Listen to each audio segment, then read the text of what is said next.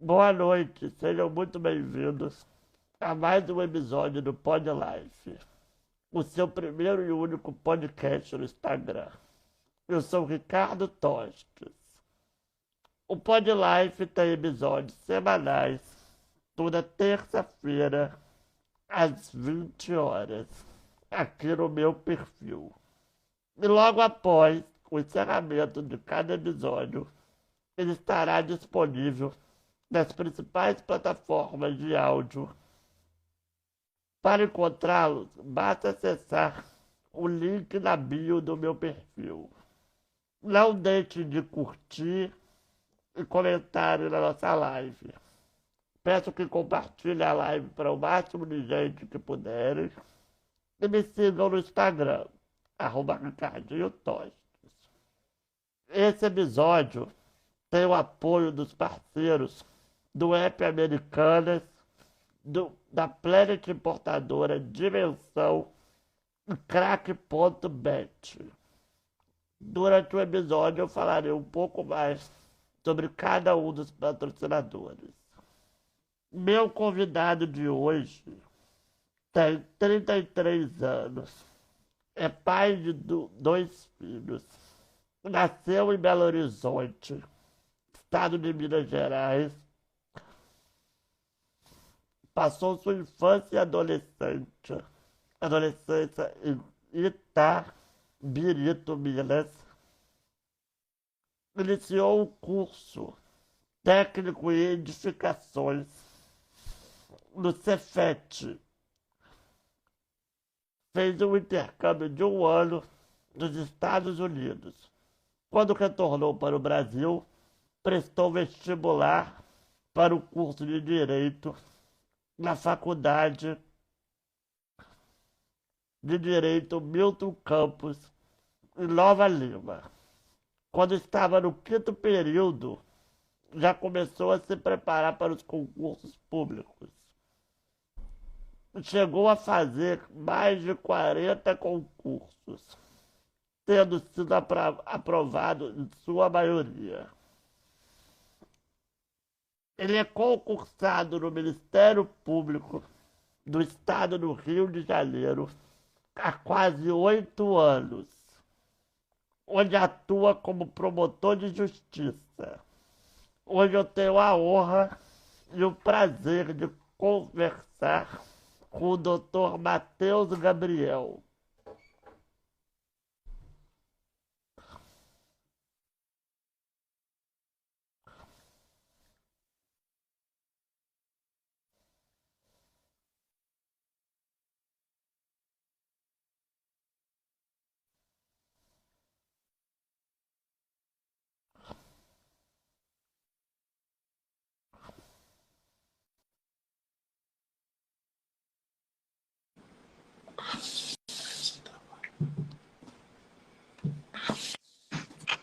Boa noite, doutor. Boa noite, Ricardo. Tudo bem? Tudo bem? E o senhor, como está? Tudo ótimo. Não, o senhor pode ficar para depois, porque aqui a gente vai fazer um bate-papo informal, a gente tem quase a mesma idade, não é não? Ah, então tá bom. Prometo que eu vou tentar chamar você de você, então. Por favor. Então, Matheus, para começar o nosso papo, queria que você contasse para gente, primeiro, quem é Matheus Gabriel dos Reis Rezende. Fala um pouco da sua infância, juventude, até a sua vida adulta, por favor.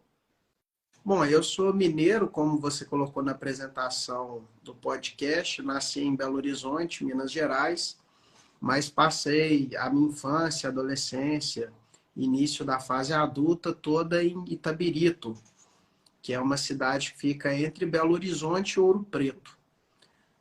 Em Itabirito eu fiz ensino fundamental e boa parte do ensino médio. Finalizei o ensino médio já em Belo Horizonte, onde eu também cursei a faculdade. Logo após eu formar a faculdade, na verdade, um mês depois eu me tornar bacharel em Direito, eu descobri que ia ser pai da minha primeira filha, a Alice. E logo depois eu, né, comecei essa vida louca de concurso público, de fazer concurso praticamente todos os finais de semana. E aí, 1 ano e meio depois da minha colação de grau, eu fui aprovado no concurso para promotor de justiça aqui no Ministério Público do Rio, onde eu estou até hoje, né, e devo ficar aí o resto da minha vida profissional. E estou em Itaperuna, estou na região né, no norte, noroeste fluminense, né, desde praticamente os primeiros meses da minha carreira.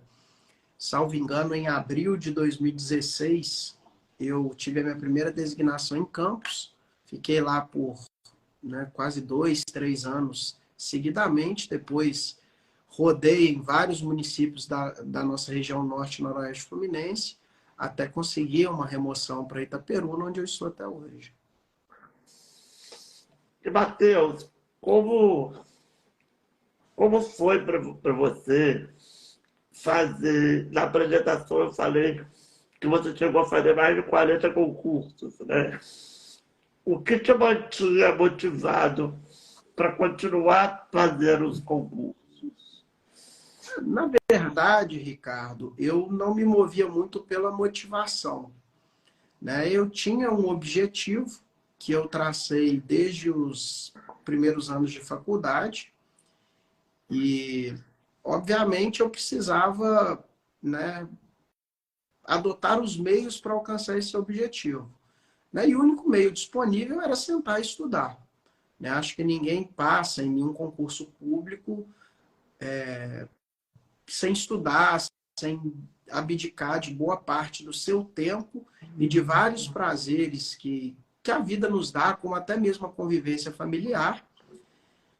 A gente não consegue a aprovação sem, Matheus, né, renúncias. Pois não. só dá uma ajeitadinha na sua câmera, porque está cortando um pouco o seu rosto. Espera aí, deixa eu ver se eu arredar mais para trás melhora. Acho que sim. Não, ele Melhorou? Não, ele tem que virar para baixo. Não, tenta virar para baixo um pouquinho. Agora foi. Não, agora foi. Agora Não, melhorou. tá certinho. Melhorou? Ele pode aproximar um pouco da câmera. Pode aproximar um pouquinho mais só. O rosto dele. Tá. Que agora ele ficou fora de foco. Eu não tenho familiaridade, né, Ah. nem muito traquejo com os meios digitais. Mas, então, né, basicamente... Para direita, porque para Chega só um pouquinho para a direita, Matheus. Isso. Tá Assim? ótimo, tá ótimo. Tá, ótimo. Então, Ricardo, né, basicamente, já no quinto período da faculdade, né, como você mencionou no início do episódio, eu iniciei, né, cursos preparatórios para concurso público e desde então eu tracei esse objetivo de que seria aprovação em concurso público. Mas, né, ninguém é aprovado num concurso público da noite para o dia, muito menos no primeiro concurso que faça. Então, eu acabei, né, iniciando muito cedo, não só a preparação, como também, né, uma série de reprovações que vieram durante essa preparação. Eu sempre brinco que a gente reprova. E passa em um concurso que é, às vezes, aquele cargo que a gente vai exercer, né, durante toda uma vida profissional.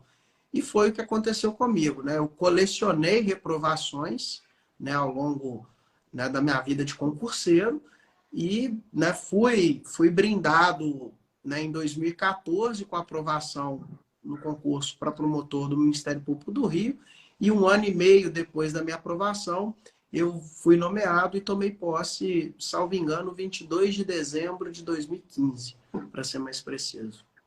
Experiência de fazer os concursos. E como foi essa experiência de fazer os concursos, Matheus? Então, a experiência é um misto de experiência, porque como eu fazia muitos concursos fora do estado de Minas, né, que é o estado onde eu nasci, fui criado, tenho família, era uma experiência múltipla, porque eu precisava, né, organizar a inscrição, viagem, hospedagem, deslocamento até o local de prova. Então, assim, a gente acaba entrando nessa rotina, nessa vida do concurseiro, e aí a gente vai parar. Eu já fui parar, né, em locais bastante distantes de Minas, né, da nossa região sudeste aqui. Então, eu fui fazer prova no Tocantins, fui fazer prova no Mato Grosso, fui fazer prova em Santa Catarina. Então, eu rodei, né, vários estados do país, e cada estado, né, você acaba conhecendo um pouquinho da cultura, né? Já passei muito calor, por exemplo, no Tocantins, em Mato Grosso, como já passei muito frio no Paraná, em Santa Catarina. E aí a gente vai colecionando experiências e junto com as experiências, as reprovações, né? Mas as reprovações, eu sempre falo isso, né? Para quem trabalha comigo e estuda para concurso ou me pede algum conselho, elas fazem parte do processo de amadurecimento. Não só do ponto de vista pessoal, como também do ponto de vista de preparação, né? Eu já tive inúmeras questões de concursos que eu errei em um concurso, ela acabou se repetindo em outro concurso, e aí, por ter errado aquela vez, eu não errei novamente e consegui, aos poucos, melhorando, né, o meu desempenho e todo o processo de amadurecimento até conseguir a aprovação. Então, se você tivesse que dar uma dica para quem quer fazer concurso, seria a perseverança, né, Matheus? Sim, disciplina e perseverança, né? Não pode ir para o primeiro concurso achando que vai passar, porque, né, não é assim que as coisas funcionam, né? As pessoas vão colecionar muitas reprovações. Eu sempre brinco que, né, quem me pergunta muitas vezes, olha, saiu o edital, o que você acha de eu estudar para esse concurso ou aquele? Eu falei, olha, se o edital já saiu, você pode estudar para o outro concurso que vai vir depois desse, porque para esse concurso especificamente vai ser difícil de passar, porque não é fácil, né? Hoje, principalmente, está muito concorrido e é muito difícil. Então, dificilmente, óbvio que isso acontece, uma pessoa vai passar logo no primeiro concurso que ela prestar. E qual o período da faculdade, Matheus, que você não tinha que começar a estudar para concurso? Olha, eu comecei no quinto, tá? No quinto período eu já sentei num cursinho, né, para concurso de magistratura, de Ministério Público, de Defensoria Pública e de delegado de polícia. Eu sentei e assisti às aulas. A minha experiência não foi das melhores. Por quê? Porque eu acabei ficando um pouco perdido, né? Porque o ritmo da aula de um cursinho, né? Ele já pressupõe... Só mais um pouquinho o seu celular. Ele mesmo. Você pode se arrumar para centralizar você na câmera. Assim, Isso, assim, ficou melhor. Isso. É porque com a cadeira ele foi chegando pro lado. A cadeira vai chegando para o lado. Então, o Ricardo, no quinto período eu fiquei um pouco perdido, porque o professor de cursinho, né, principalmente concursos de níveis superiores, e principalmente de nível superior em direito, que era o que eu fazia, ele parte do pressuposto que você tem toda uma base. Então, vários conceitos básicos, o professor do cursinho, ele pressupõe que você sabe, que você domina uma técnica jurídica, e ele parte dali para frente. Então, esse primeiro semestre, primeiro ano de cursinho foi muito difícil, porque eu ficava um pouco perdido. Mas também me ajudou a experiência que tinha, trocando ideia com as pessoas que já faziam o curso, que já estavam ali de fato se preparando e fazendo as provas, né? Elas acabaram me ensinando um pouco do caminho das pedras, sobre o que fazer, o que não fazer. Porque, né, a gente erra durante a preparação. E eu acredito que muitos dos erros, né, que as pessoas normalmente cometem, eu acabei conseguindo evitá-los, né, pelo fato dessa experiência me proporcionar, pelo que essa experiência me proporcionou. Agora, se eu pudesse, né, recomendar alguém que deseja se preparar, acredito que o sétimo, o oitavo período seja, né, já um momento adequado para poder conseguir iniciar a preparação razoavelmente bem. Até porque você você também já vai começar a estudar, não estando tão cru, né, Matheus? Vai ter Sim, uma base sólida de conhecimento para fazer um curso, para concurso, né? sim. Vou te dar um exemplo, Ricardo. No quinto período, na minha faculdade, eu ainda não tinha tido a matéria processo penal. Nem processo penal 1, nem processo penal 2, nem o 3. E aí eu já entrei no cursinho. Na primeira semana eu tive uma aula de processo penal.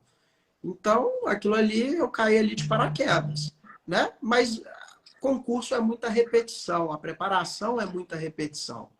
Então, quando você vai ouvindo a mesma coisa 10, 15, 20 vezes, você acaba aprendendo, né? Então, O né, tão se eu temido ouvir direito falar, penal, né, Matheus? se eu ouvia falar, o professor do cursinho falar que o inquérito policial era uma peça dispensável para o oferecimento da denúncia, aquilo ali, num primeiro momento, para mim não fazia sentido. Mas eu ouvi aquilo um semestre, 2 semestres, 3 semestres, 4 semestres, aquilo entrou na minha cabeça. Quando isso aparecia como uma questão de prova, né, obviamente aquilo ali eu não errei.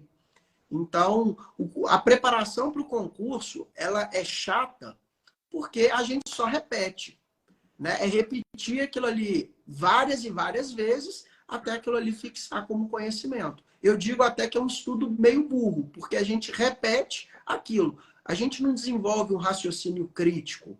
A gente precisa aprender aquilo que está na lei, aquilo que a doutrina e a jurisprudência entendem sobre determinado assunto.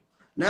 Eu sempre falo, né? Deixa para fazer juízo crítico, né? Para ter a sua opinião, para dizer aquilo que você pensa sobre o assunto, depois que você tiver aprovado e tomar posse. Mas enquanto você não foi aprovado, não toma posse, o entendimento correto é aquele entendimento da doutrina, da jurisprudência e ponto. Né? Você vai repetir aquilo que está sendo decidido pelos tribunais superiores e aquilo que a doutrina está ensinando. E, Matheus, como é que o direito entrou na sua vida? Foi um sonho que você sempre teve em cursar direito? Ou foi alguém da sua família que já era formado? Então, Ricardo, o direito entrou por acaso na minha vida. Eu não, hoje, né, eu tenho até alguns primos que fizeram direito e tudo mais, mas eu fui o primeiro primo a cursar direito. Né? A minha família, por parte de mãe, é uma família de profissionais formados em nível técnico. A região que eu morei a vida inteira, ela é uma região de mineração em Minas Gerais. Então, né, os meus tios vieram ou da mineração ou da metalurgia, e a família do meu pai, ela veio do magistério e também das ciências exatas. Então, assim, eu não tive muita referência ao longo da minha infância, adolescência, sobre o curso de Direito. Isso aconteceu por acaso. Eu comecei o curso técnico de edificações no Cefet, gostava muito, era um bom aluno, era muito dedicado às ciências exatas.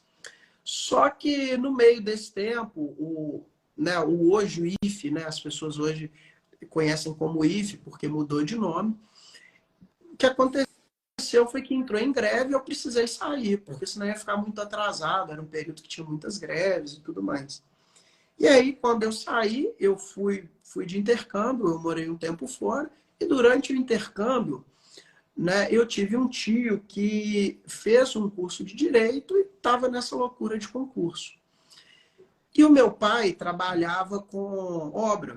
Né? Meu pai foi técnico em estradas, se aposentou trabalhando em mineração, e depois ele começou, né, fez o curso de engenharia. Quando eu tinha 11 para 12 anos, ele se formou em engenharia e começou a trabalhar. Só que o ritmo de trabalho, né, na engenharia civil, que era o que eu comecei a querer cursar, ele era muito frenético. E quando eu fiz o intercâmbio, né, eu meio que dei um tempo, refleti e, né, coloquei 2 perfis diferentes, que era o perfil do meu pai, de toda a família do meu pai, e o perfil do meu tio, que estava ali, né, batalhando para fazer concurso, recentemente tinha conseguido uma aprovação, e tinha uma vida corrida, mas muito menos conturbada que o meu pai tinha. E aí eu escolhi o direito por um projeto de vida. Né? Como eu tinha um projeto de ter família, de ter filhos, e né, de querer ter mais tempo para me dedicar, eu acabei abdicando da própria iniciativa privada. Né? Eu advoguei durante 3 anos e gostei muito da advocacia. Né? Eu até entendo que financeiramente a advocacia é muito melhor do que qualquer carreira pública, mas eu tinha um projeto de vida, né, e pessoal primeiro, né, por poder servir ao Estado de alguma forma e também ter alguns direitos e algumas prerrogativas que a carreira pública, né, concede ao servidor. E aí eu acabei optando pela carreira pública e escolhi, dentre as carreiras públicas disponíveis, né, que eu mais me identifiquei foi o Ministério Público. Muito embora não tenha prestado concurso somente para o MP. Eu fiz concurso para todas as carreiras que você imaginar. E quando você fala de estabilidade, seria até uma estabilidade financeira, Matheus? Porque a advocacia privada, né? Ela é estável, né? É uma carreira estável. Eu sempre brinco que né, o serviço público, ele nunca vai te deixar rico. Ele vai te dar uma situação financeira confortável, tá? Você vai, né, obviamente, o servidor público, ele vai conseguir, né, dar uma boa educação para os filhos, dar um conforto, né? Ele vai ter um direito a férias todo ano. Então, era isso que eu buscava, né, no serviço público. Não a estabilidade financeira propriamente dita, mas ter uma vida confortável. Né? Tanto que na advocacia, eu advoguei 3 anos, gostei muito. Né? Até imagino como eu estaria hoje na advocacia, né? 11 anos depois da minha graduação. Eu vejo vários colegas, até financeiramente, né, muito bem, muito melhores do que eu, por exemplo. Né? Eu não vou reclamar da minha condição, mas né, eu tenho vários colegas que hoje, né, têm uma condição financeira muito melhor, mas a qualidade de vida deles é muito diferente da minha. Né? Na iniciativa privada, né, quando se busca uma realização financeira mais rápida, ela também vem de alguns ônus que a pessoa também precisa ter. E né, eu acabei sendo pai muito novo, né? Eu tinha acabado de me formar e descobri que seria pai. Então, acho que a carreira pública me deu essa condição de conseguir, né, conciliar os objetivos pessoais com os profissionais. Né? Eu acho que esse foi um dos motivos que a iniciativa privada, durante esse processo, ela não falou mais alto na minha vida, ao menos por enquanto.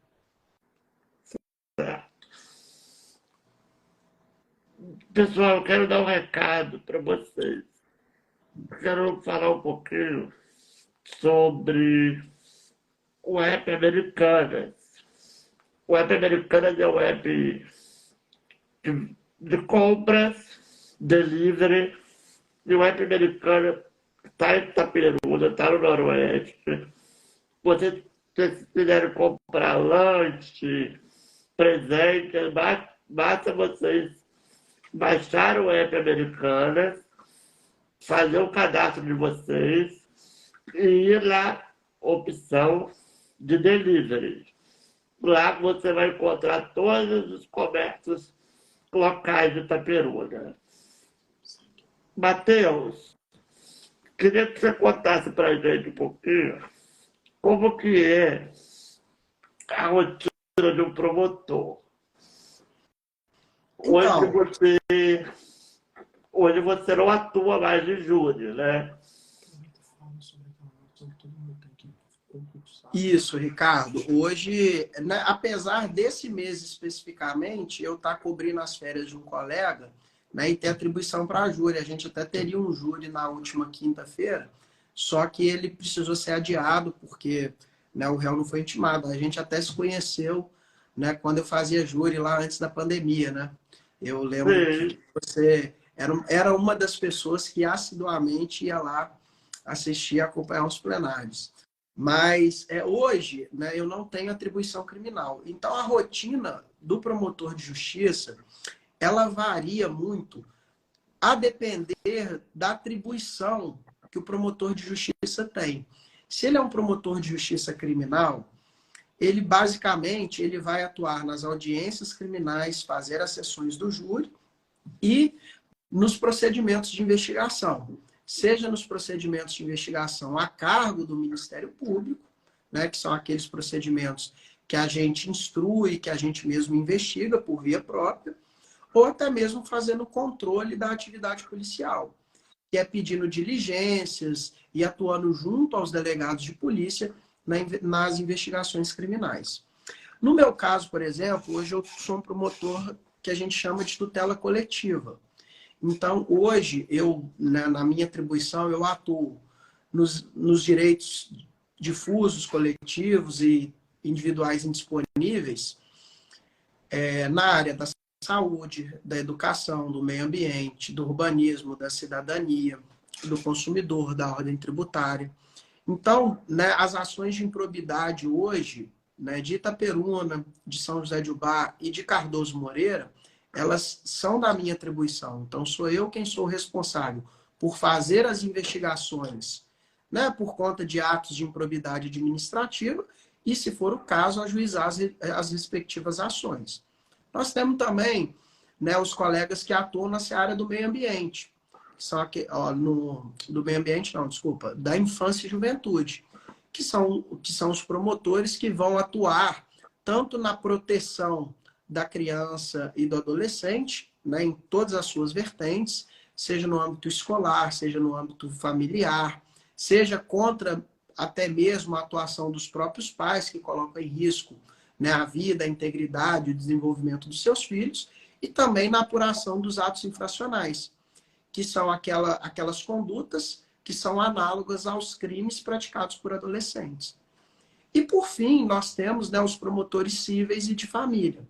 Na área civil, são aquelas matérias residuais que demandam a atuação do Ministério Público, como interesses de incapazes, outros interesses individuais indisponíveis, que não ganham uma dimensão coletiva, e também na seara do direito de família, que é aquelas ações de família em que se discute, né, o interesse de crianças e adolescentes, como guarda, alimentos, elas são sujeitas à atribuição do promotor. Então, a gente faz reuniões, expede recomendações, celebra termos de ajustamento de conduta e tenta, na medida do possível, né, entregar a melhor prestação do nosso trabalho para a sociedade que a gente serve. Matheus, muita gente estava falando da tutela coletiva, né? Muita gente tem dúvidas, né? O que é a tutela coletiva? Você acabou de explicar, né? E outra coisa, um passarinho me contou que a sua verdadeira paixão mesmo é o júri, né, Matheus?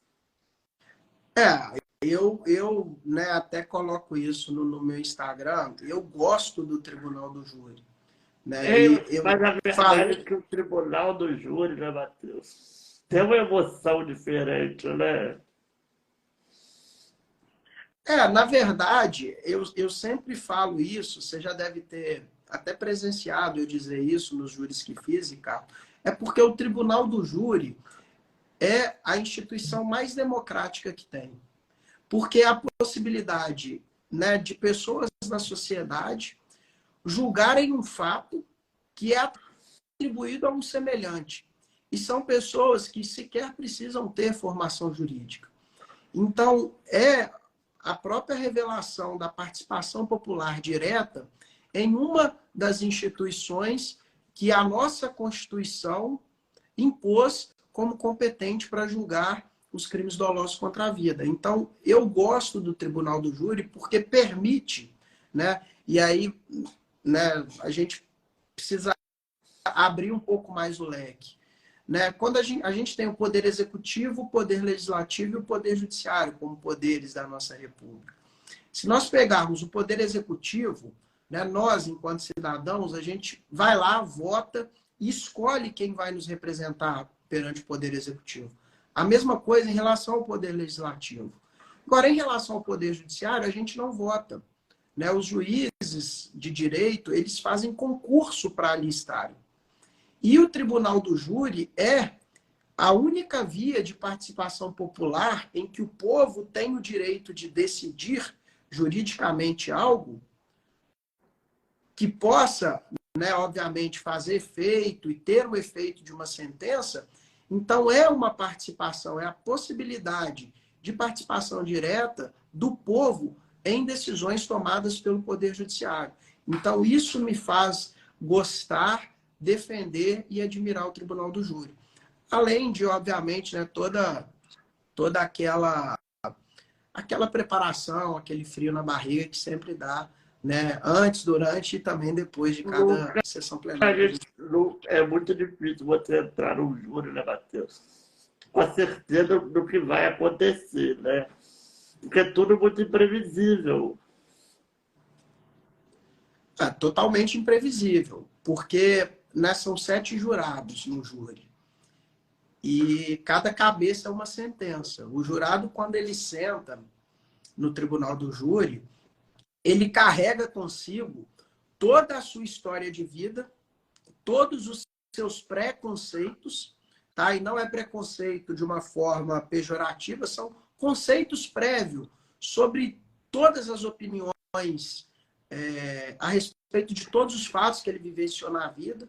E hoje, com as redes sociais, todo mundo é especialista em tudo, né? A gente vê, né, esse domingo teve no Fantástico o caso da Larissa Manoela, todo mundo virou especialista em direito de família, contratos, enfim, né? Então, todo mundo tem uma opinião sobre tudo hoje. E o jurado, quando senta ali no tribunal do júri, ele traz consigo todas essas opiniões, né? Se, por exemplo, nós estamos em um município mais conservador, mais progressista, né? Isso vai refletir no jurado. E a forma de abordagem, né, do fato pelo tribuno, ele precisa levar em consideração essas características locais, porque senão ele se perde, né? Vou te dar um exemplo, né? Defender um homicídio passional numa sociedade extremamente conservadora, né? Defender a condenação de um cidadão que pratica um homicídio passional numa sociedade extremamente conservadora é muito mais difícil do que numa sociedade progressista, por exemplo. Então, né, a pessoa, tanto o promotor de justiça, quanto o advogado ou defensor público, ele precisa entender esses fatores e essa composição da sociedade para ele decidir a melhor forma de abordar para conseguir, né, não só apresentar as provas, mas convencer aquelas 7 pessoas de que a tese por ele defendida é a que deve ser acolhida. Então, é uma situação, é um trabalho muito difícil, né, tanto para o Ministério Público quanto, né, para a defesa atuar no Tribunal do Júri. E, Matheus, tem algum caso de júri que mais marcou sua vida? Olha, tiveram alguns, Ricardo. Eu, né, obviamente que ao longo, né, da carreira, por fazer tantos júris, principalmente lá no começo, né, até 3 anos atrás, todas as atribuições que eu atuei no Tribunal do Júri, alguns casos marcam, né, sobremaneira a atuação, seja, né, por um resultado inesperado, seja até mesmo por um resultado esperado, com uma consequência diversa. Né, eu já participei de alguns plenários do Tribunal do Júri que, de fato, eu fiquei com receio, né, por conta de segurança, porque era um caso não só muito delicado, mas envolviam pessoas extremamente sensíveis e perigosas, e outros também, né, eu saí muitas vezes satisfeito com a decisão do Conselho de Sentença e outras vezes, obviamente, eu discordei da decisão dos Conselhos de Sentença e precisei recorrer. Matheus, antes de eu pedir a sua opinião para um fato, eu gostaria de dar um outro recado para o pessoal. Eu quero agradecer, gente, aos meus parceiros da Planet Importadora. Para quem não conhece, a Planet é uma loja daqui de Itaperuna, que ela vende produtos importados. Para quem quiser comprar acessório de celular, cabo, carregador, e diversos outros produtos, só ir lá. A loja dele fica na Cardoso Moreira, número 806 do centro. E eles têm também o Instagram, planetimportadora.com.br. Matheus, você estava falando de algum caso que você ficou com receio. Você já teve algum caso que você sofreu algum tipo de ameaça, seja uma ameaça velada ou uma ameaça explícita mesmo? Então, ameaça explícita, né, graças a Deus, não. Né? Tiveram alguns casos pontuais em que se notou, né, algum tipo de risco ou de receio, mas, obviamente, que isso, né, nós temos algumas orientações institucionais sobre como proceder em relação a esses casos, né, e quando foi necessário, eu, obviamente, né, realizei as comunicações que precisava e não tive, né, nenhum outro problema em relação a isso. Eu sempre falo, Ricardo, que a pessoa que está sentada ali no banco dos réus, né, ela sabe por que ela está sentada ali. Se de fato, né, ela é culpada, ela sabe por que ela está ali. E, né, a pessoa que atua, principalmente como um agente do Estado, e o promotor de justiça o é, ela não precisa ser desrespeitosa, né, faltar com respeito com aquele cidadão que está ali sentado. Porque simplesmente está sendo julgado por um fato que cometeu.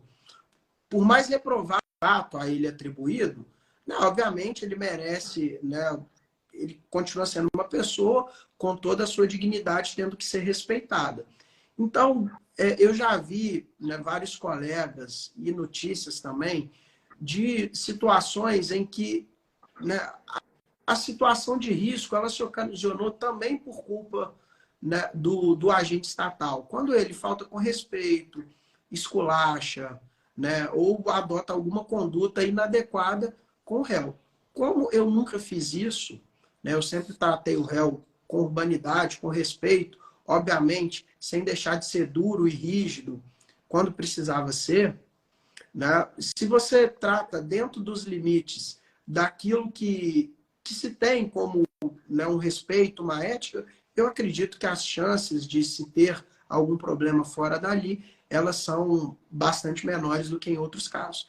Mas, obviamente, a gente tem outras situações, né, em que, né, o risco ele é inerente à própria periculosidade das pessoas. Então, obviamente, essas situações elas são avaliadas e ponderadas caso a caso.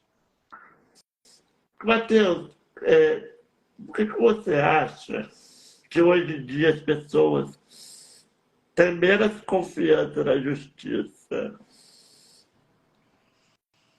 Ricardo, eu acho que grande parte, né, dessa desconfiança ela vem de uma cultura de desinformação que até bem pouco tempo atrás me parece que estava institucionalizada. Tá? Então, as pessoas adotam, e aí eu faço uma crítica bem contundente, né? Elas acreditam que a liberdade de expressão ela abrange eu dizer qualquer coisa de qualquer jeito. E a gente sabe que não é assim que funciona. Né? A liberdade de expressão, como qualquer outro direito, ela possui limites. Né? E desinformar de forma dolosa não é exercício de liberdade de expressão. E aí, muitas vezes, né, nós tivemos, né, uma campanha incessante sobre vários aspectos, tá? De notícias falsas que são veiculadas dia a dia, né, em diversos setores da sociedade, sobre os mais variados temas, principalmente sobre o Poder Judiciário. E a partir do momento que isso acontece, começa a minar a confiança das pessoas nas próprias instituições. De modo que, a partir do momento que as pessoas começam a acreditar em informações falsas, sem checar a veracidade, né, sem parar até mesmo para refletir a respeito, né, da razoabilidade daquele conteúdo, nós tivemos, né, Ricardo, num passado não muito distante, né, pessoas que defendiam que o planeta Terra era plano. É uma questão cientificamente comprovada de que não era. Até visualmente. Eu lembro de uma audiência no Senado que alguém perguntou para o astronauta Marcos Pontes, hoje senador da República, se de fato a Terra era plana. Ele falava, não, a Terra é redonda, eu vi. Né? Então, assim, são questões científicas já provadas, já testadas, como a própria questão da vacina, né, que muito se duvidou. Era esse ponto que eu queria tocar também, Matheus. Na pandemia, a gente teve vários casos, né, de desinformação na internet, de notícias falsas sendo espalhadas, até pelo próprio governo na época. Isso atrapalha muito também, né, Matheus? Ricardo, atrapalha demais, porque, veja bem, não era uma informação veiculada por A, B ou C. Né? O próprio, né, isso já foi até analisado pelo Poder Judiciário, se constatou que existia uma rede de desinformação, inclusive com indícios de que, né, existia a injeção de dinheiro para poder propagar essa desinformação. Veja, desde quando eu nasci, meu pai me levava ao posto para tomar vacina. Né? Criança de até 1 ano vai ao posto todo mês, toma as vacinas, o pediatra vai e cobra vacina. Né? Hoje, qualquer campanha de vacinação que tínhamos até 2019, todo mundo corria, se vacinava, se protegia. E aí, no meio de uma pandemia, né, em que, né, se conseguiu produzir uma vacina, passar por todos os testes de segurança, a Anvisa aprovou, que é a nossa agência reguladora, a FDA nos Estados Unidos aprovou, a agência reguladora da Europa aprovou, do Japão aprovou, e mesmo assim se questionava, né, coisas absurdas sobre a vacina. E aí nós tivemos casos em Itaperuna, que ficamos sabendo, de profissionais de saúde que estavam, né, na linha de frente, que tinham prioridade, por exemplo, para se vacinarem, que recusaram a vacina, depois contraíram Covid e morreram. Então, assim, é uma cultura de desinformação, né? Eu cito esse caso da vacina, que foi o último e talvez o maior caso de desinformação que nós tivemos, que gerou efeitos muito ruins na nossa sociedade. É tanto que, se a gente pegar os números, né, eu estava discutindo isso num outro procedimento na tutela, até com a Secretaria de Saúde, né, os números de necessidade de leitos, de ocupação de leitos de UTI na região noroeste fluminense, tanto no São José do Avaí quanto no Hospital São Vicente e Paulo, eles começam a cair a necessidade de leitos, a demanda de leitos começa a cair à medida em que a população começa a se vacinar. Então, né, tinha um efeito direto, empírico e já sabido que isso iria acontecer. E mesmo assim, Ricardo, né, nós tivemos muitos pais que não vacinaram seus filhos, né, muitos pais que não se vacinaram. Então, assim, é uma cultura de desinformação que se criou que eu não sei, sinceramente, onde a gente vai parar e qual vai ser a extensão disso para frente. Mas é algo que, né, nós, enquanto cidadãos, precisamos combater, e o Estado também precisa, né, dar sua contribuição para combater e para poder garantir que, né, a informação correta chegue até as pessoas. Porque aí, a partir de uma informação correta, eu consigo fazer um juízo crítico mais adequado. Vou te dar um exemplo. Não se vacinar, a pessoa pode escolher não se vacinar, né? Mas ela também precisa aceitar as consequências, né, de que uma não vacinação pode trazer. Vou te dar um exemplo. Quando a pessoa viaja para o México, ela precisa estar vacinada contra a febre amarela. Né? Se ela não vacinar contra a febre amarela, ela não vai entrar no México. E, Então, Matheus, esse tipo de uma barreira já outra, existe. uma outra questão, que é muito polêmico, né? O cidadão tem o direito de não vacinar o seu filho? Então, se o filho for menor de 18 anos, ele não tem esse direito. Tá? O próprio Estatuto da Criança e do Adolescente, ele estabelece que é dever dos pais ou responsáveis vacinarem os filhos nas hipóteses recomendadas pela autoridade sanitária.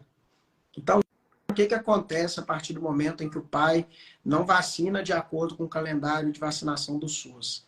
Né? O Conselho Tutelar ele pode ser acionado, né? Esse pai, né, vai ser orientado e, em último caso, a depender da gravidade ou não da situação, ele pode vir, inclusive, a sofrer uma representação por falta do dever parental e, em último caso, né, até ser destituído do poder familiar, se, obviamente, concorrerem outras circunstâncias.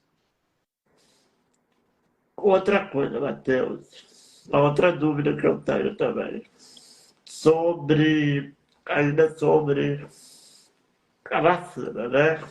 Se eu sou maior de idade, eu escolho não me vacinar, e eu passo uma doença para um terceiro. Isso não poderia se caracterizar um crime contra a saúde pública?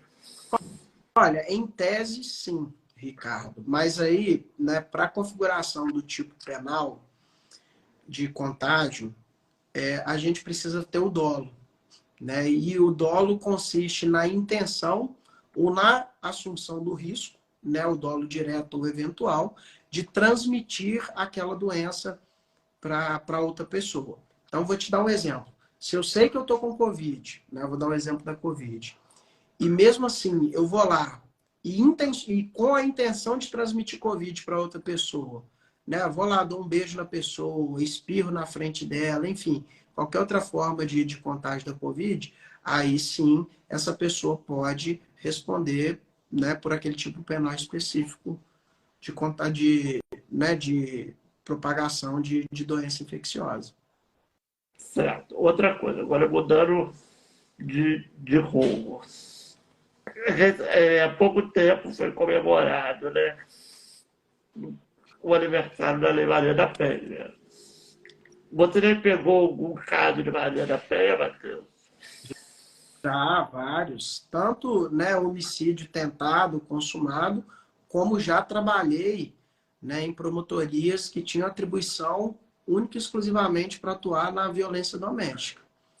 E, assim, né, a famosa Lei Maria da Penha, ela é um grande avanço social para o país. Acho que ela precisa de algumas melhorias, óbvio, mas ela, né, garante uma proteção significativa para as mulheres vítimas de violência doméstica e familiar. E o que você acha, Matheus, da recente discussão em que recentemente no STF foi derrubado a tese de defesa de legítima da honra? Ricardo, eu gostei muito dessa decisão do Supremo. Porque, veja bem, né, nós estamos em pleno século XXI. Né? O Estado brasileiro, né, o Poder Judiciário brasileiro, admitir que por conta de uma traição, né, o homem está legitimado a matar a mulher, ou vice-versa, isso é objetivar a própria figura da vítima. Né? Você admitir que essa conduta é tolerada pelo Estado, isso não pode acontecer. Né? A honra, ela é um direito, né? E tanto que existem os crimes contra a honra, mas a ofensa que se faz à honra de uma pessoa traída, ela jamais pode encontrar qualquer tipo de justificativa na eliminação da vida do seu semelhante. Né? E o que acontece, na maioria desses casos, Ricardo, é que nós tínhamos, né? A grande maioria desses casos eram de homens que constatavam a traição da mulher, iam lá e penalizavam essas mulheres com o atentado à própria vida. Isso não é um modo civilizado de se resolver um problema como a traição. Ora, se a traição ocorreu e a pessoa decide não perdoar, né, é muito mais civilizado que ela peça o divórcio e cada um siga a sua vida, né? Mas isso jamais pode justificar que ele retire a vida de uma outra pessoa por conta de uma simples traição, né? Isso é um reflexo, né? Nós tivemos o caso, salvo engano, Dock Street, em que a tese da legítima defesa da honra foi aceita pelo Tribunal do Júri. Nós temos várias outras teses de legítima defesa da honra que até pouco tempo atrás eram aventadas nos tribunais, e isso era um reflexo direto de um machismo que está estruturado na sociedade. Quando se acha, né, uma sociedade acha que o homem, por conta de uma traição, ele é legitimado a atentar contra a vida da sua companheira. Isso não é legítimo, isso não é admissível, isso não pode ser tolerado. E eu acho que o Supremo Tribunal Federal, na minha concepção, embora tardiamente, mas antes tarde do que nunca, né, afastou a possibilidade de que esse tipo de argumento fosse sequer aventado no Tribunal do Júri, né? A plenitude de defesa constitucionalmente assegurada, ela não encontra amparo, né, na tese da legítima defesa da honra. Veja bem, Ricardo, é igual àquela outra tese. Pois não. Só te interrompendo rapidinho. Quero falar só um recado, vou tirar uma dúvida com você. Sobre... Muita gente tem dúvida sobre a sua profissão de promotor, né? Qual é a principal função de um promotor de justiça? Ô, Ricardo, a principal função do promotor de justiça, ela está, né, no nome da própria profissão que a gente exerce, que é promover a justiça. Eu acho que o promotor de justiça, ele se realiza na plenitude a partir do momento em que ele tem a liberdade de analisar, né, todo o caso que lhe é submetido de acordo com aquilo que prevê a lei, a nossa Constituição, as nossas leis, aquilo que prega a doutrina e a jurisprudência. Então, muitas vezes, né, você até me perguntou sobre isso, fez uma postagem bem interessante sobre, né? Muitas vezes nós pedimos a absolvição de acusados, seja em processo penal, seja em processo de improbidade administrativa, porque provas suficientes de que aquele acusado praticou determinado crime, né? E às vezes que eu peço a absolvição com a mesma satisfação que eu peço a condenação. Porque, tanto em um caso quanto em outro, a sensação que tenho quando faço é que estou realizando a justiça, que estou promovendo aquilo que a minha consciência entende como correto. E eu sempre falo isso para os meus... para a equipe que trabalha comigo, né, para as pessoas que trabalham ou já trabalharam comigo, não existe, né, sensação melhor de que sairmos, né, de um dia de trabalho com a sensação do dever cumprido.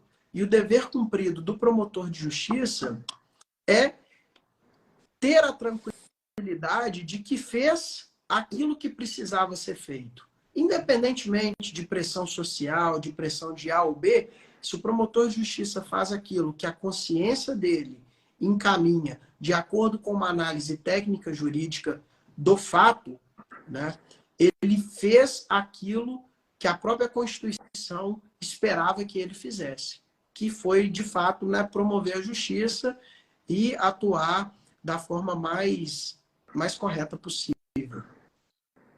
Tem, Matheus, muita gente também sem dúvida, acerca de ser o jurado, né? Quase você pode aproveitar com essa conversa, dar uma desmistificada nisso. Muita gente acha que Muita gente que tem medo, acha que é perigoso. e também pela repetição. Então, E muita veja gente bem, acha também, se eu me inscrevi uma vez, eu vou ser chamado sempre. então, vamos lá, Ricardo. O jurado, ele precisa ser maior de 18 anos e ser alfabetizado. Tá? São os requisitos que a pessoa precisa para ser jurada. Então, ela pode se inscrever, né? E aí, nós temos o que chamamos, geralmente é no mês de novembro que isso acontece, pelo menos aí em Itaperuna, nós temos o sorteio dos jurados. Então, é feita uma lista, né? E dessa lista nós sorteamos 25 pessoas que vão compor o corpo de jurados durante o próximo ano. E aí todas as sessões dos júris que forem marcadas durante aquele ano, essas pessoas serão convocadas a potencialmente participar. Por quê? Nós temos um corpo de 25 jurados, mas toda sessão de julgamento são sorteados e escolhidos 7 jurados. E são essas 7 pessoas que vão, de fato, julgar a causa. Os demais ficam para uma hipótese de recusa, de falta, né, para não inviabilizar a realização daquele julgamento. Quanto ao receio de ser jurado, Então a pessoa pode recusar? Não. Se ela for convocada, ela não pode recusar, salvo se ela tem alguma justificativa plausível. Por exemplo, né, membros do Ministério Público, promotores de justiça, defensores públicos, não podem ser jurados. Então, essas pessoas estão dispensadas do serviço do júri, né? Mas se a pessoa ela não tiver nas hipóteses de dispensa, prestar o júri é uma obrigação. Ela não pode recusar, olha, ela não pode chegar e falar assim, eu não quero ser jurado, por favor, me tira. Não, não pode. Ela tem o dever de estar ali. Como tem o dever de votar, por exemplo. Né? Se for convocado e não comparecer, aí vai ter imposição de multa, enfim, de várias outras questões aí. Ela pode sofrer outras prestações alternativas também que forem fixadas em lei. Mas, veja bem, você me perguntou sobre o receio. Eu acho que as pessoas não precisam ter receio de participar do tribunal do júri. Por quê, Ricardo? A decisão dos jurados ela é secreta. Então, veja bem, como são 7 jurados e as decisões são tomadas por maioria, toda vez que na sala secreta o juiz apurar 4 votos, num sentido ou no outro, ele precisa encerrar a votação. Então, ainda que todos os 7 jurados tenham votado, por exemplo, pela condenação do réu, o juiz só vai abrir até o 4º voto, sim. De modo que ninguém vai se saber qual era o teor dos outros 3 votos. E o jurado também, na sala secreta, ele não escreve o seu nome na cédula de votação. Ele vota, os votos são misturados em uma urna, e aí o juiz começa a fazer a apuração. Então, de modo que eu nunca vou saber, né, qual foi o real placar do júri, e eu também nunca vou saber o que cada um dos jurados votou. Entendeu? Então, os jurados, eles só votam ou eles podem debater também? Então, essa é uma grande diferença que tem entre o nosso Tribunal do Júri aqui no Brasil e o Tribunal do Júri nos Estados Unidos, que a gente vê nos filmes. Né? Nos filmes a gente vê que o jurado vai, discute, debate. Aqui não. O jurado decide por íntima convicção. Então ele não pode conversar com mais nenhuma outra pessoa sobre aquele fato em julgamento. Então é ele e a própria consciência dele que vão analisar aquilo que tem de prova no processo, aquilo que o Ministério Público sustentou, aquilo que a defesa do acusado sustentou, e a partir dali formar sua convicção e decidir se vota sim, se vota não. E não tem o voto não sei, ou é sim ou não. Entendi. Né? No júri não tem como ficar em cima do muro. Outra coisa, Matheus, você acha que é mais difícil atuar como promotor numa cidade pequena, igual Itaperuna, ou numa cidade grande, igual a capital? Então, Ricardo, eu acho que tem coisas mais difíceis na cidade pequena, como tem coisas mais fáceis na cidade grande. Por exemplo, na cidade grande, é mais fácil de atuar no sentido de que existe, né, como existem, por exemplo, muitas pessoas, e você pega 7 de um universo de milhões, né, a chance dessas pessoas se conhecerem ou até mesmo terem conhecimento sobre aquele fato, né, diminui bastante. Então, o jurado ele vem carregado de menos preconceitos a respeito daquele fato.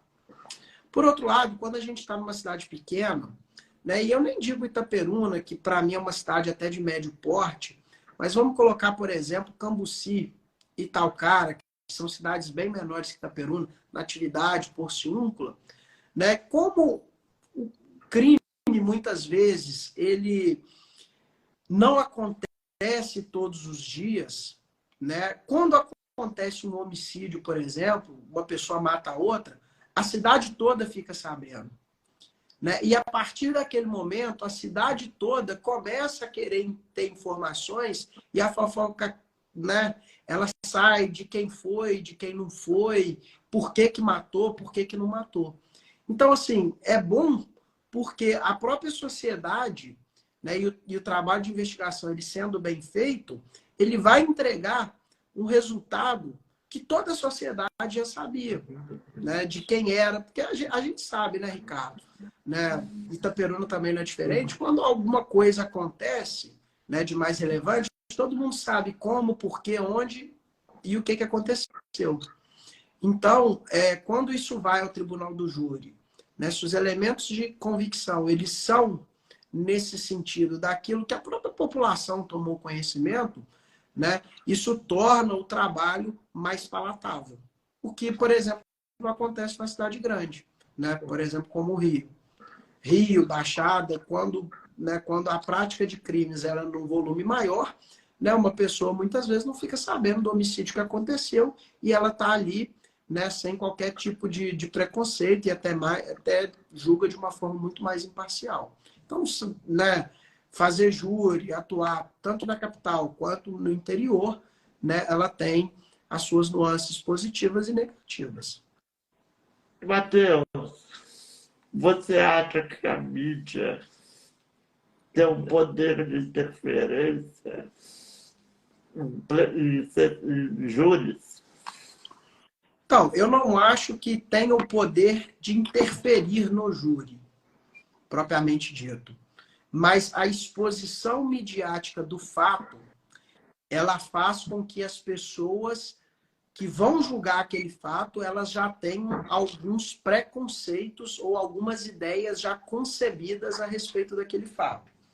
Tá? Vou te dar um exemplo recente, da Flor de Lis.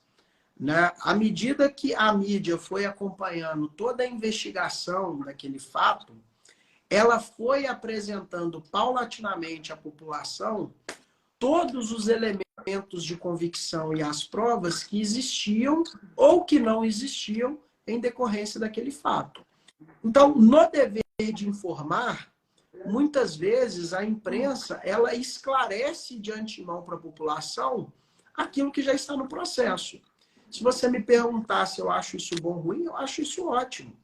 Porque dá transparência para o trabalho que é feito pela polícia, pelo Ministério Público, pelo Poder Judiciário, pela Defensoria ou pela Advocacia, né? E ele garante, né, ao cidadão o direito de informação, de ser bem e corretamente informado.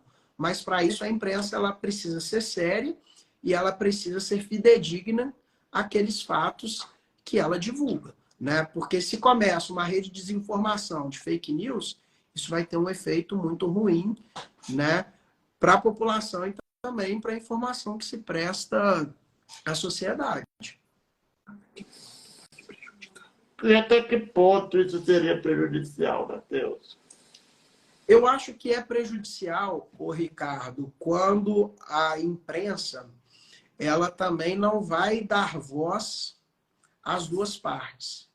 Então, veja bem, né, nós temos uma versão que, né, na maioria das vezes, é sustentada pelo Ministério Público, nós temos também uma hipótese que pode ser sustentada pela defesa. E eu acho que o papel da imprensa é expor essas duas hipóteses, né, para a população, e a população poder, a partir da análise daquilo que lhe é apresentado, formar a sua convicção. Né? Agora, se a imprensa, muitas vezes esses canais que veiculam matérias policiais, quando eles, de uma forma atabalhoada, começam a fazer juízos de valor para além daquele dever de informar, eu acho que isso é prejudicial para todos. Né? Não só pela busca da verdade, como também para aquilo que não está sendo fidedigno ao que tem, né, na investigação e também no processo judicial. Porque hoje em dia, com as redes sociais, né, Matheus?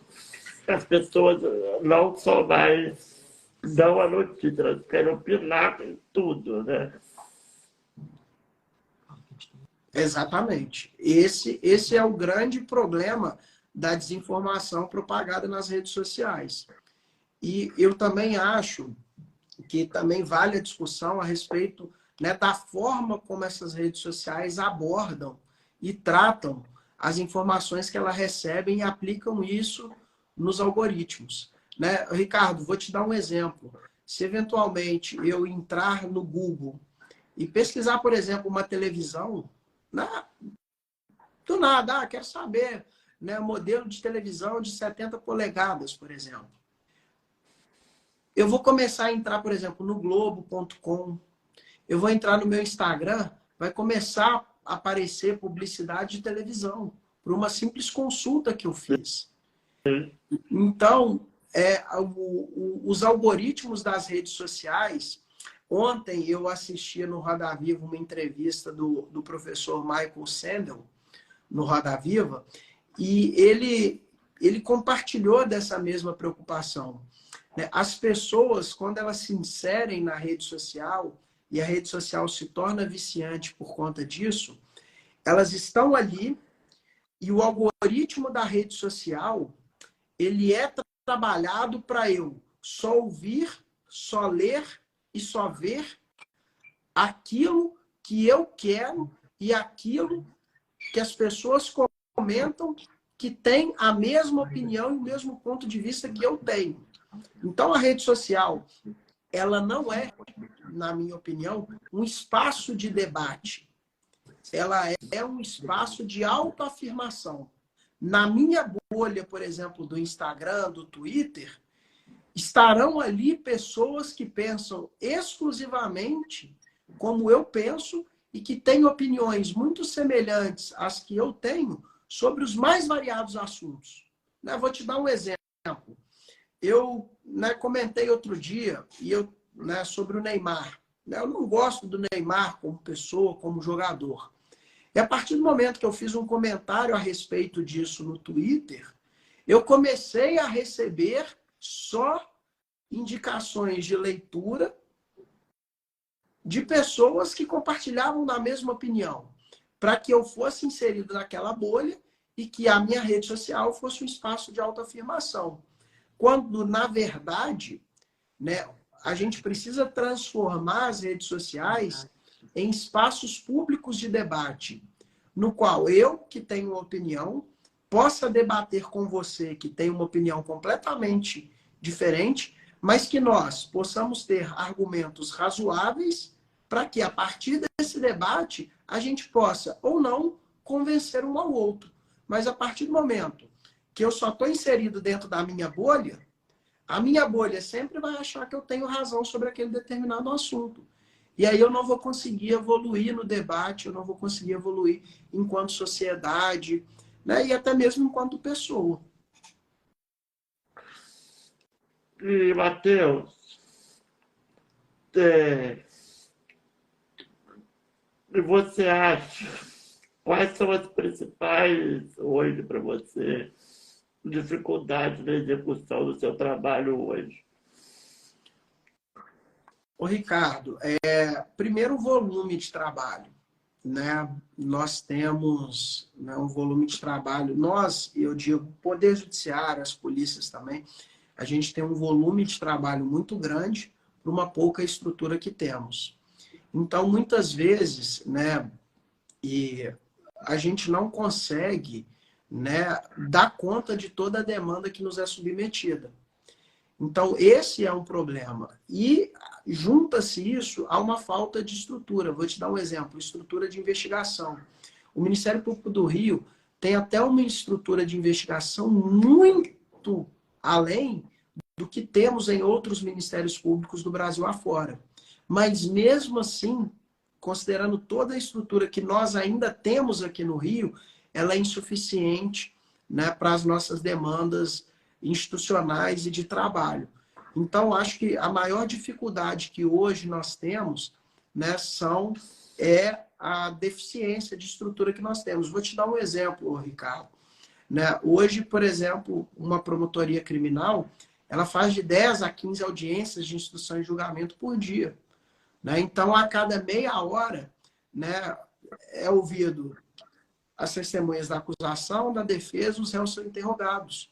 E muitas vezes o destino vai se resolver naquele tempo. E é o tempo que nós temos para poder, muitas vezes, formar convicção a respeito da culpa ou inocência de uma pessoa.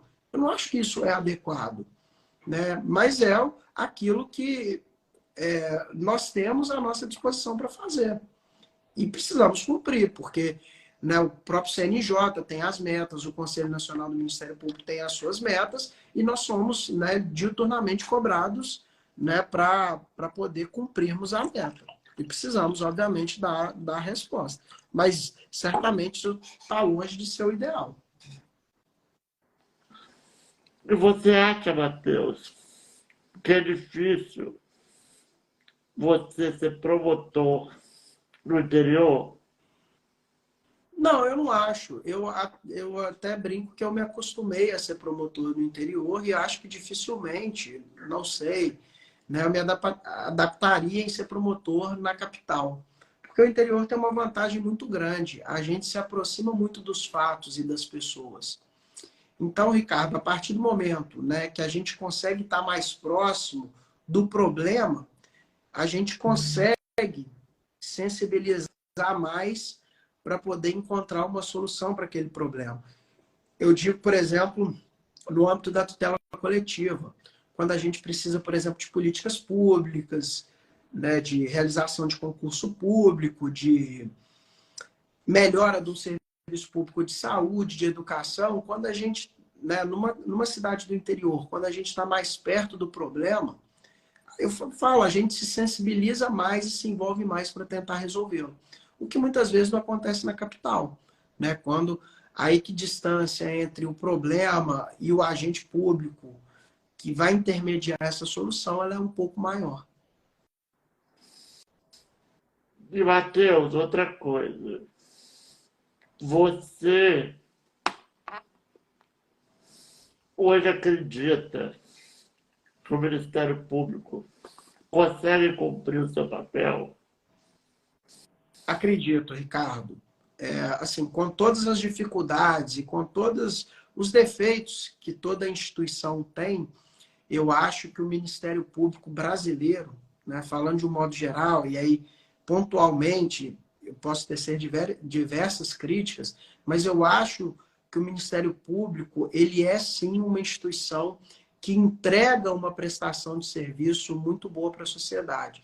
Isso se reflete também em várias pesquisas de opinião, em que o próprio Ministério Público é uma das instituições que goza de maior aprovação social, né? Diferentemente do que você colocou do judiciário, que a gente tem o poder judiciário, às vezes, muitas vezes, desconfiado por aqueles outros motivos, né, que a gente comentou aqui no começo da live. Mas o Ministério Público ainda goza, né, de um respeito social que eu acho que é nosso dever não só manter, como também melhorar isso aí.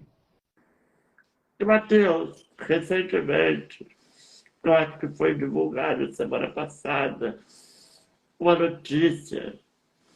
Queria saber de você em primeira mão se essa notícia é verdadeira ou ela é falsa. Foi divulgado que você estaria para ser transferido de Itaperuna para ir ficar em Minas, que é mais perto da sua família. Bom, Você está aguardando o resultado do concurso. não, não. Na verdade, Ricardo, o que que acontece? Eu sempre disse, né, e eu sempre falei até com a minha equipe de trabalho e em todos os lugares que eu passei, né, como a minha família é toda de Minas, eu constantemente vou a Minas para poder ficar mais perto, né, dos meus filhos, da minha mãe, dos meus pais, do meu irmão, né, dos meus outros familiares. E o que que acontece?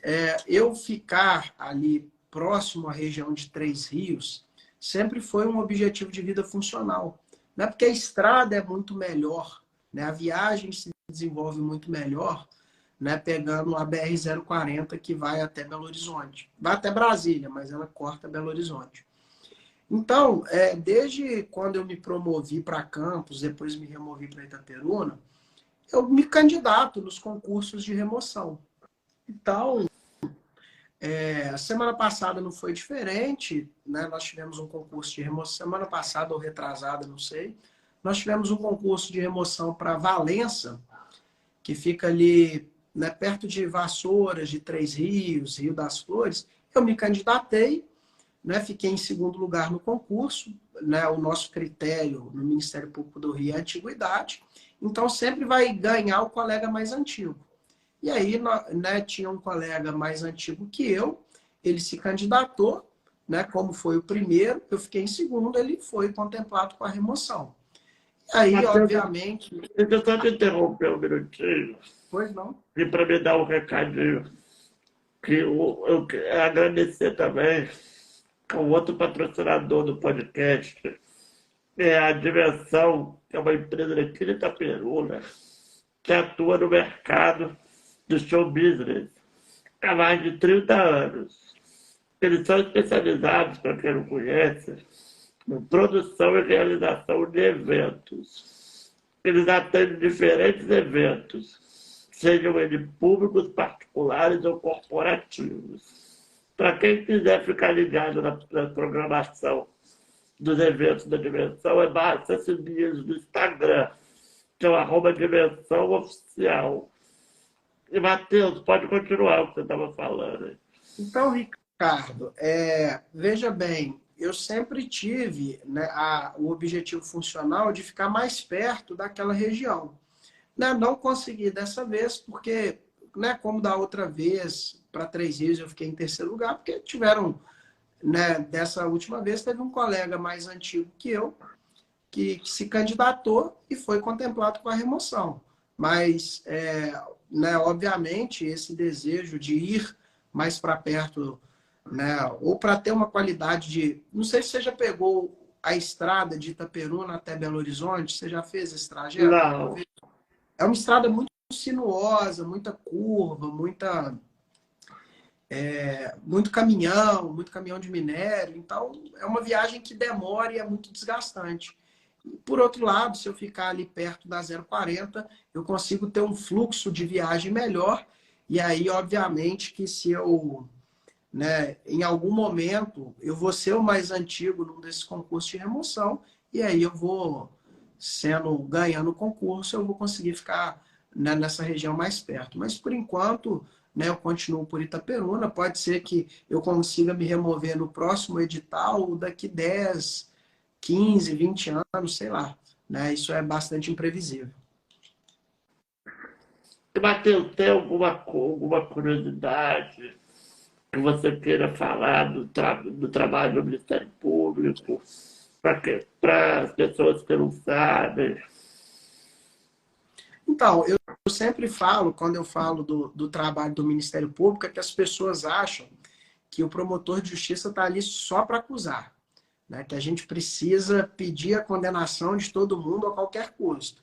E as pessoas muitas vezes não sabem que o promotor de justiça muitas vezes pede absolvição, né? É legítimo, é legal e é importante que se peça absolvição quando o promotor de justiça não encontrar elementos suficientes para poder justificar a condenação dos réus, né? Seja porque existe uma dúvida razoável, seja porque as provas foram insuficientes, ou seja porque sequer existem provas, né? Eu acho que tão importante quanto reconhecer a necessidade de condenação é reconhecer também quando existe a insuficiência de provas para poder absolver aquela pessoa, né? As pessoas muitas vezes não sabem disso e sequer acreditam que isso seja possível. E é uma situação não só perfeitamente possível, como acontece todos os dias na nossa atuação funcional.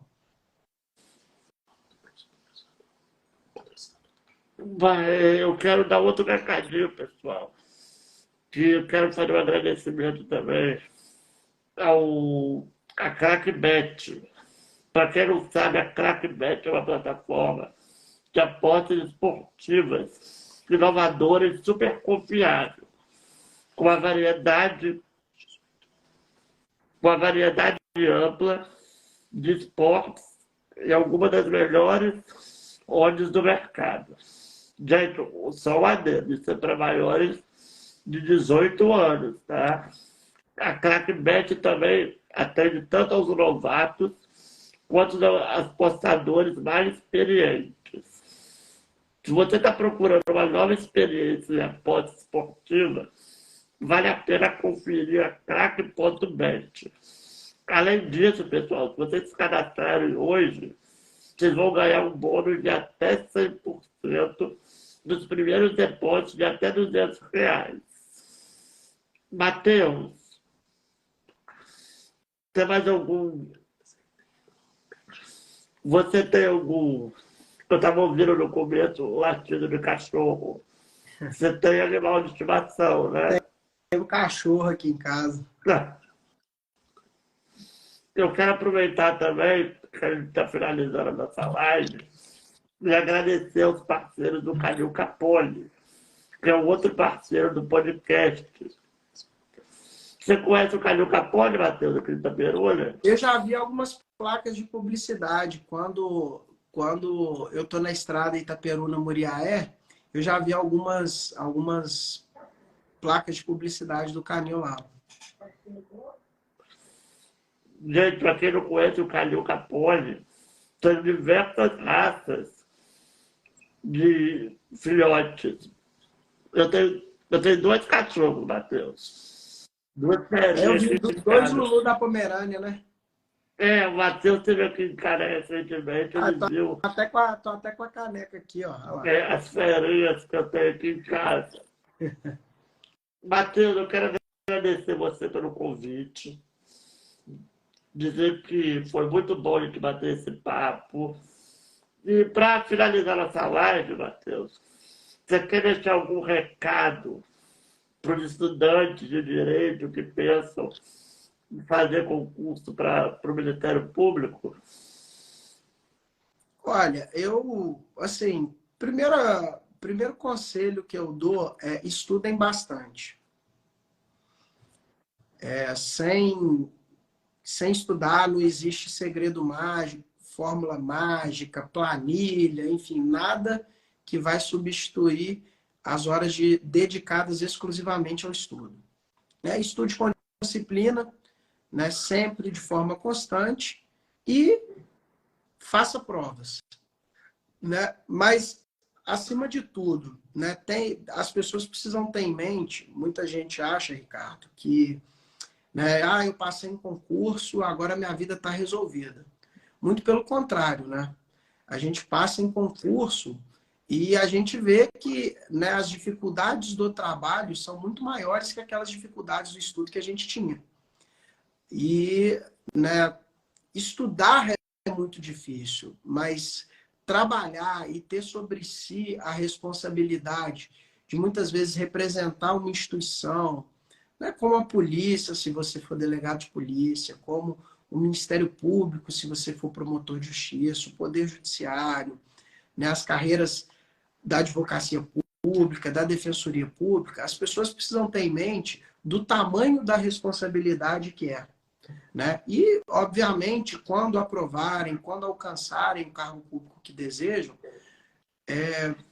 fazerem isso com seriedade, com dedicação, porque isso, obviamente, a atuação de qualquer um de nós, né, nas nossas carreiras, isso vai refletir na vida de alguém. Né? E a gente sempre espera, né, refletir de uma forma positiva. Né? E, no meu caso, o reflexo positivo que eu busco na minha atuação funcional é sempre buscar dar o meu melhor e sempre buscar ser justo com todos. E aí eu gostaria de saber de você, Ricardo, né? O que você também, né, acompanhou alguns júris, né? Cursou direito, tá aí, né, terminando a faculdade. Gostaria de saber o que você espera da sua carreira jurídica, se quer se dedicar à advocacia. Eu sei que você tem familiares na advocacia, né, ou se deseja seguir alguma carreira pública. Eu queria ouvir um pouquinho de você também. Então, Matheus, quando eu era criança, meu sonho era se tornar juiz. Mas, ao longo da faculdade, eu fui vendo, sentindo novas opções, me despertando novos interesses. Né? Hoje eu estou entre duas áreas distintas. Na verdade, três. Ou delegado, ou defensor público, ou promotor. Ah, é legal. E por que você desistiu de ser juiz?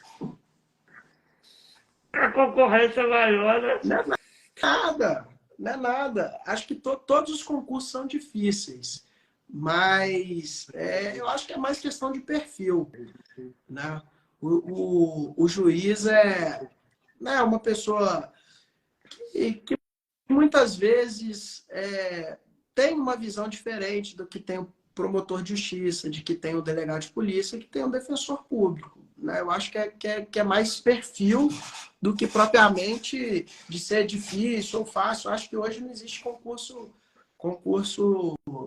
difícil, não. Vou te dar um exemplo. Um dos concursos mais difíceis que eu fiz, e olha que eu fiz, né, mais de 40, eu fiz um concurso muito difícil na Defensoria Pública do Paraná, em 2014. O meu concurso do MP do Rio foi muito difícil.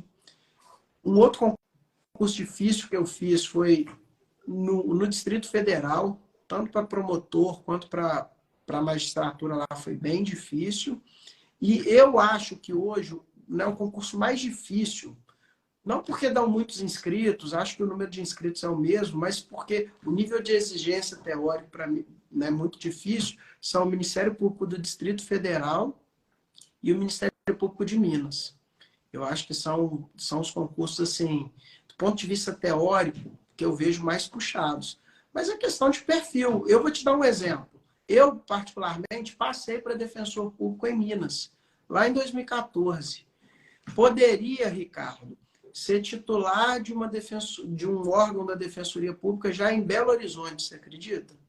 E optei por continuar no MP do Rio, porque, né, eu me enxergava mais promotor de justiça do que defensor.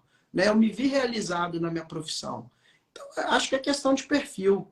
Né? Todos os concursos são difíceis, né? O concurso de delegados dificílimos, né? Delegado da Polícia Federal, um concurso dificílimo, da Polícia Civil do Rio também, tanto que eu reprovei. Aí, para você ter ideia, eu reprovei na prova oral do concurso de delegado de polícia de 2012. Você conhece o doutor Henrique, que foi delegado em Itaperuna? Conheço. Então, o doutor Henrique passou no concurso que eu reprovei na prova oral. A gente fez prova juntos. Pelo menos E aí, reprovou na prova física, né, Matheus? foi? Pelo menos reprovou na prova física. Não, né? mas a prova física eu ia reprovar de qualquer jeito, que eu tava meio gordinho, viu? Mas doutor Henrique passou, e aí fomos nos conhecer, na verdade, a gente conhecia, na época não era nem WhatsApp, era fórum, tinha uns fóruns de discussão na internet, concurso, se conhecia de fórum com apelido, né? E aí fomos nos encontrar num júri em Itaperuna. Eu sou do concurso de 2012 da polícia. Eu falei, mas eu fiz seu concurso, fiz a prova oral, reprovei. Sério, não sei o quê. E aí, estamos aí. Doutor Henrique, super realizado na carreira de delegado, eu super realizado na carreira de promotor, né? Eu quero focar primeiro acabar minha faculdade. E você termina quando? Quando que está previsto terminar? No final do ano? No final do ano. Que bom, hein? É um passo de cada vez. Aí tem faculdade, tem a prova do OAB, tirar a carteira da OAB. Vai que você não gosta de advogar, né? Você tem familiares na advocacia que fazem uma boa advocacia. Eu vou te falar, a advocacia é extremamente sedutora. Então, eu brigo que eu gosto da advocacia criminal. Sério? Eu gosto de mexer com crime. É? É uma boa área também. O bom da advocacia criminal, né, tem o ônus e o bônus. Né? Na civil tem honorário de sucumbência, né, etc. Mas na criminal, né, pelo menos é o que o pessoal fala, é que os pagamentos são à vista. Então você consegue receber mais rápido, não precisa ter a demora do processo. É o ônus e o bônus. Se não conseguir ganhar, então tem medo de você morrer, né? Não, acho que não. Eu sempre comento isso. Eu advoguei no crime também. Eu fui advogado criminal. Aliás, no começo da carreira, né, Ricardo? A gente tem que fazer de tudo. Né? Tudo que aparece a gente tá pegando. Eu fiz até direito previdenciário, eu fiz audiência trabalhista. Onde é que eu estava com a cabeça? Mas fui lá fazer. Me fala, não, tem horror de direito trabalhista. Mas fui fazer. Mas quando eu acho assim, a advocacia criminal, ela é extremamente, né, não só na criminal, tá? Em qualquer profissão que a gente atua, quando a gente lida com o cliente, né, eu lido com o público em certa medida, eu não tenho clientes, mas a minha promotoria de tutela, né, tem atendimento ao público e as pessoas levam demandas. Eu acho que a gente precisa ser honesto em tudo que a gente faz, mas principalmente na nossa profissão. O que a gente muitas vezes vê, e isso reflete muito na advocacia criminal, é o profissional chegar e falar, não, isso aqui é mole, isso aqui pode deixar que eu resolvo, não vai dar em nada.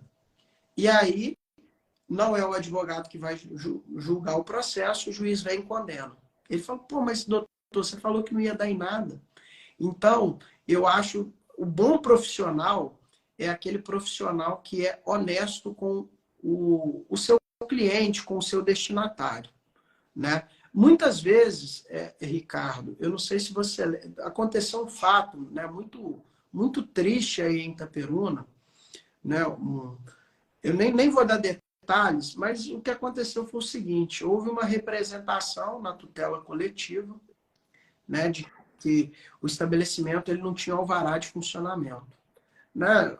Como tinha acontecido um fato muito triste, né, e ante a notícia de não ter alvará de funcionamento, isso foi instaurado um inquérito para apurar se de fato aquele estabelecimento estava funcionando sem alvará. E aí, quando nós verificamos, né, tinha o alvará de funcionamento, depois do fato, o estabelecimento foi interditado, ele adequou as medidas que precisavam ser adequadas, e aí ele, obviamente, ele tinha o direito de voltar a funcionar. Nós acompanhamos essa situação, né? A partir do momento que foi readequado, né, o espaço voltou a funcionar, eu, né, enquanto promotor de justiça, arquivei o procedimento. E, obviamente, né, a pessoa que representou a OLP, ela ficou insatisfeita, e com todo o direito ela recorreu ao Conselho Superior do Ministério Público. E a minha decisão de arquivamento ela foi analisada pelo colegiado do Ministério Público, e o que me deixou muito satisfeito, né, não foi o fato da minha decisão ter sido referendada, foi que o próprio conselheiro relator, que é um professor extremamente respeitado, não só dentro do MP, mas no Brasil, ele elogiou a minha atuação. Ele disse que tudo que precisava ser feito, nós, na primeira instância, fizemos. Eu até compartilhei isso no Instagram, porque, né, ele fez uma menção elogiosa ao meu trabalho. Então, assim, de fato, foi uma situação que eu precisei dizer não àquela pessoa que estava sofrendo e tudo mais.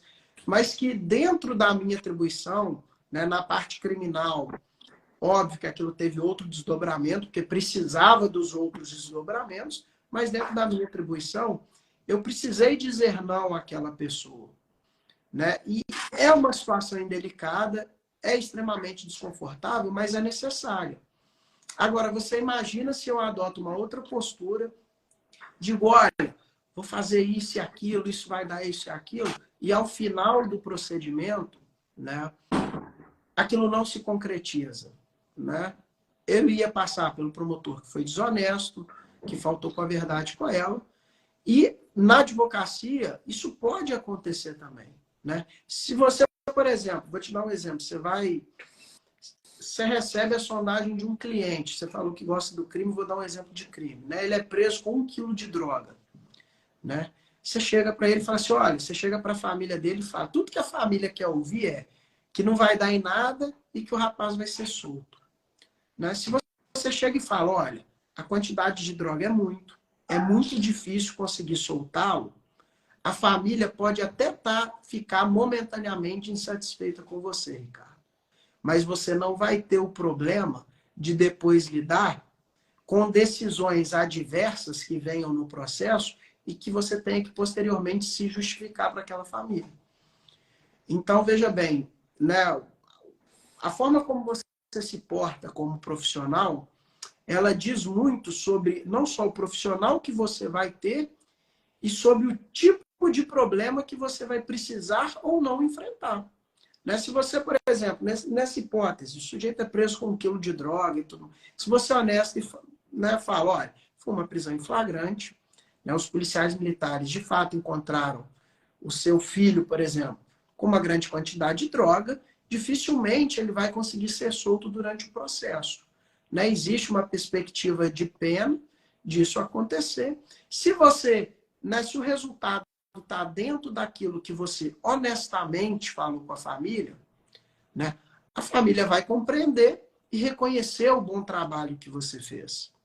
Agora, se você passa uma situação, não, isso aí ele vai ser solto rapidinho, né? Eu vou lá fazer a audiência de custódia e já volto com o alvará, soltura. Se esse alvará não vem, você precisa se justificar enquanto profissional para aquilo ali. Eu, muitas vezes, até comentei isso com a defensora pública. O júri foi cancelado, a gente ficou esperando para ver se o júri aconteceu ou não. E eu até comentei, doutora, muitas vezes, do ponto de vista pessoal, o trabalho da defensoria pública soa muito mais gratificante do que do promotor de justiça. Falei com ela, olha, eu já fiz centenas de júri, centenas. Acho que em 1 ou 2 vezes, Ricardo, que eu me recordo, a família estava lá para agradecer o trabalho que o MP fez. Em prol, em defesa daquela vítima. Mas todo julgamento que tem, ou quase todo, tem parentes do réu lá. E muitas vezes a defensoria pública sai com resultado muito adverso. Né? Eu já peguei caso em Campos, já teve mais de 100 anos de prisão que as pessoas foram condenadas. Mas nem por isso a família deixa de agradecer o trabalho que foi prestado. Por quê? Porque viu que o defensor público foi coerente, foi honesto e foi, né, como a gente diz, jogou limpo com aquela família. Então, na advocacia criminal, ou qualquer ramo da advocacia que você se escolher atuar quiser, né, a dica que eu te dou é seja, né, transparente, seja técnico com a família daquele preso, que aí eu te garanto, Ricardo, você não vai ter nenhum problema, nenhum risco de vida, sua integridade física, nem nada disso. Né? Ou se tiver, esse risco vai ser o menor possível. Matheus, muito obrigado. Tá? Foi muito bom essa conversa. Quero pedir para todo mundo que entrou, seguir o meu perfil, dizer que na próxima terça nós teremos mais um episódio. E dizer também que a live vai ficar salva, que logo daqui a pouco o episódio já estará disponível nas principais plataformas de áudio. Obrigado, Matheus. Ricardo, eu que agradeço. Muito obrigado aí pelo convite. Espero ter contribuído aí de alguma forma. Obrigado. Tchau, tchau. Valeu.